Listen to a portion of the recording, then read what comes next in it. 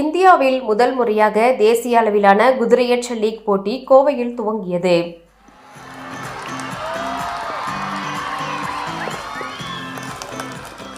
Show jumping league எனப்படும் குதிரையேற்ற போட்டி வெளிநாடுகளில் பிரபலமான போட்டியாகும். தற்போது இந்தியாவில் முதல் முறையாக இந்த குதிரையேற்ற போட்டி கோவையில் நடைபெறுகின்றது. கோவை மோலப்பாளையம் பகுதியில் இன்றும் மற்றும் நாளையும் இந்த போட்டி நடைபெறுகிறது. இதன் துவக்க விழா நேற்று அதே பகுதியில் நடைபெற்றது.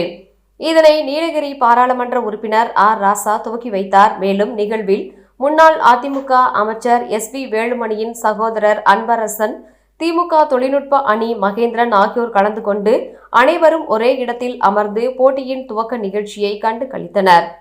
இந்த போட்டியில் சென்னை புல்ஸ் தமிழ்நாடு, பெகா Sports Kerala, Bangalore Knights Karnataka, Golconda Chargers Telangana, Quantum Reins Goa Elite, Equestrians மேற்கு வங்காளம் ஆகிய 6 அணிகள் போட்டியிடுகின்றன.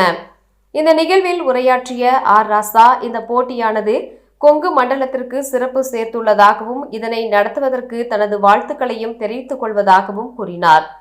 Coimbatore region is known for Totabetta. Today, I must accept and congratulate Mr. Sakti Balaji and Mrs. Sakti Balaji that they did one more Totabetta in the equestrian jump show.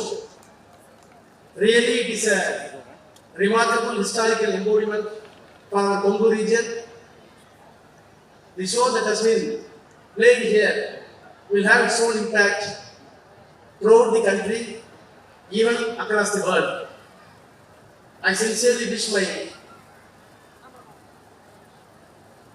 brothers and sisters to encourage these two young couples, Mr. Balaji and Mrs. Balaji, for the forthcoming days for their elevation in this arena.